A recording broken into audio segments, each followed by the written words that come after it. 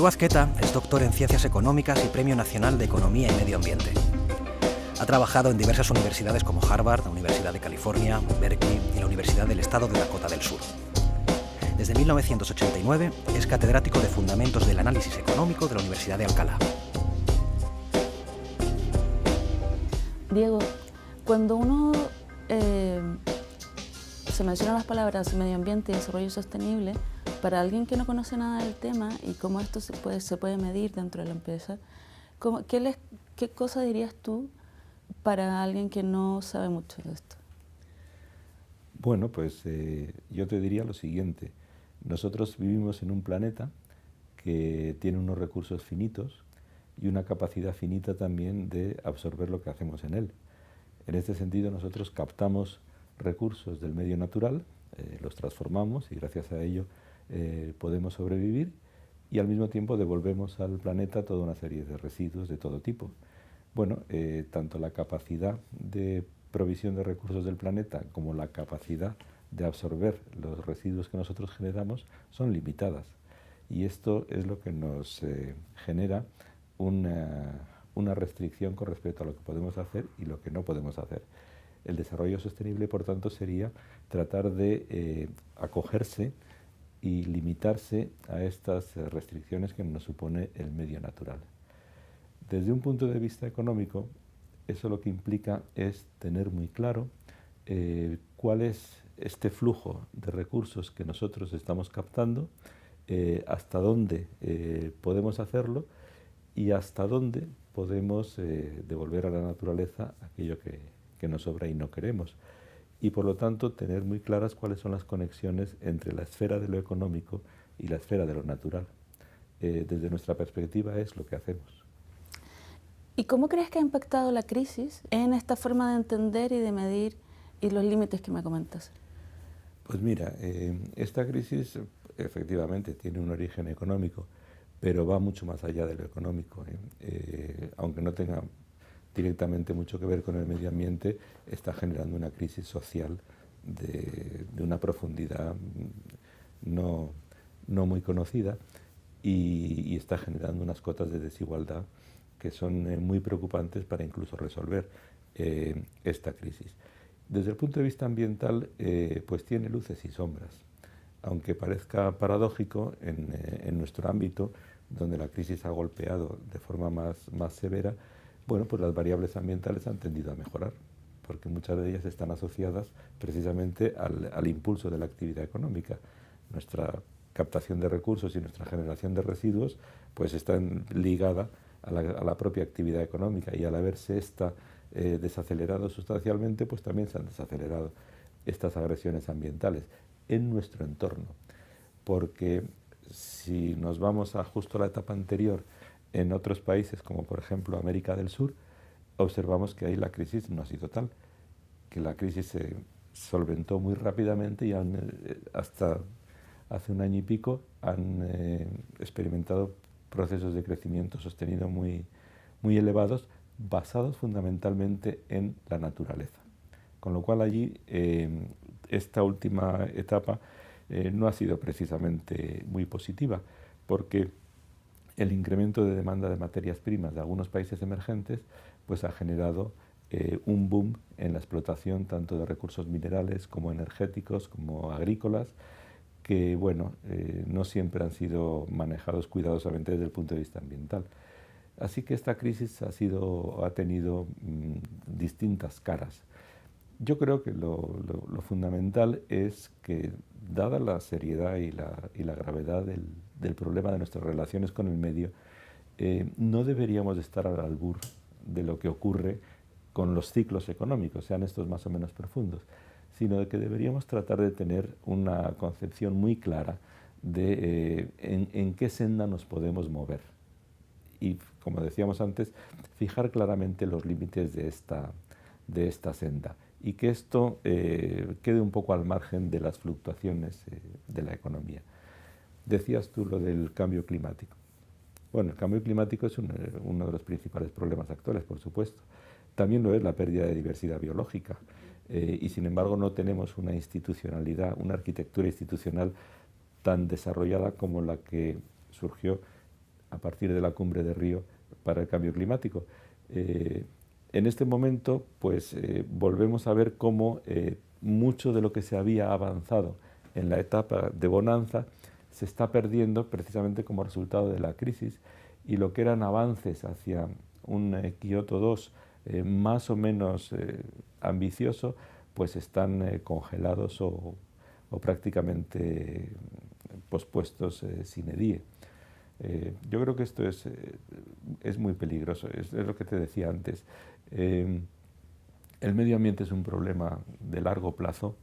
Las inversiones, tanto positivas como las cosas que hay que dejar de hacer, son también con vistas en el largo plazo, y sin embargo una crisis lo que hace es poner el foco en la urgencia del corto plazo, y esto nos está perjudicando sustancialmente.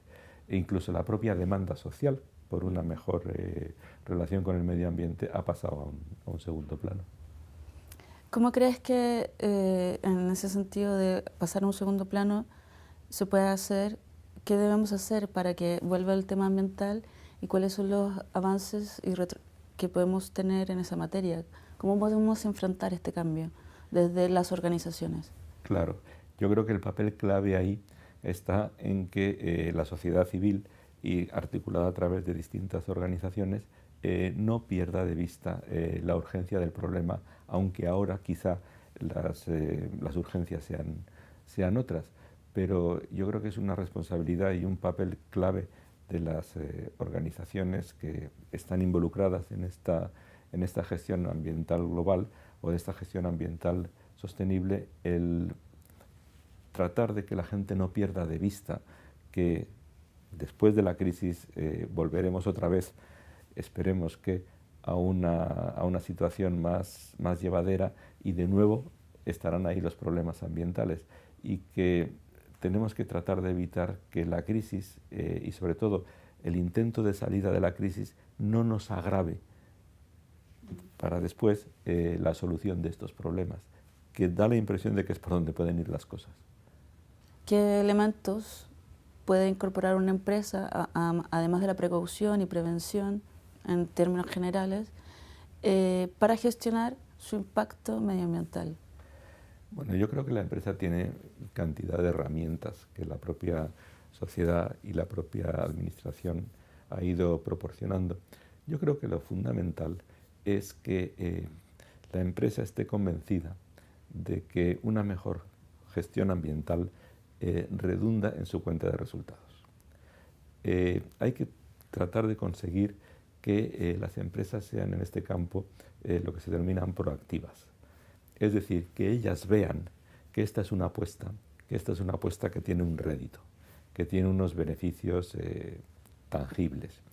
Y para eso, o sea, que no solo sea simplemente reactiva, que la sociedad le imponga unas normas y que tenga que cumplirlas, porque si no puede resultar sancionada.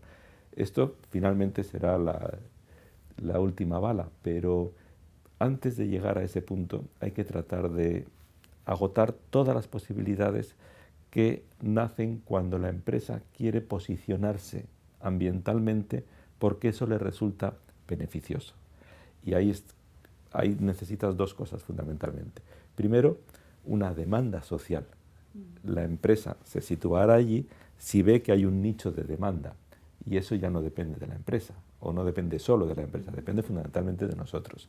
Que nosotros presionemos en esa dirección estando detrás de esta demanda. Y en segundo lugar, y ahora sí, esto ya depende del marco institucional, una vez que la empresa quiere posicionarse en ese nicho, necesita unos instrumentos que le permitan ser identificada como tal. Y ahí es donde tienes pues todas estas normativas con respecto a las certificaciones, los diplomas, todo este tipo de cosas, que lo que hacen es básicamente canalizar esta demanda y a su vez permitir que la empresa haga frente a esta demanda de una forma reconocible y solvente. ¿Cuáles crees tú que son los pasos a seguir en temas de mejorar el impacto de tanto nosotros como ciudadanos, como organizaciones, ya sea la empresa o la universidad, a disminuir nuestros impactos? Bueno, yo creo que lo primero es conocer. Lo primero es conocer qué representa lo que tú estás haciendo con respecto al medio. Conocer, por un lado, y sobre eso se está avanzando mucho, pero no solo eso. Luego también tratar de analizar el problema desde una perspectiva un poquito más global, porque el problema está en que si nosotros queremos reconducir la situación, vamos a tener que frenar algunos caminos de desarrollo que son muy obvios y que en este momento están fundamentalmente en países que no han alcanzado unos niveles de vida que sean satisfactorios para su población. Son los países emergentes o son los países subdesarrollados. Gran parte de la carta medioambiental se está jugando allí, mucho más que aquí, mucho más que en Europa.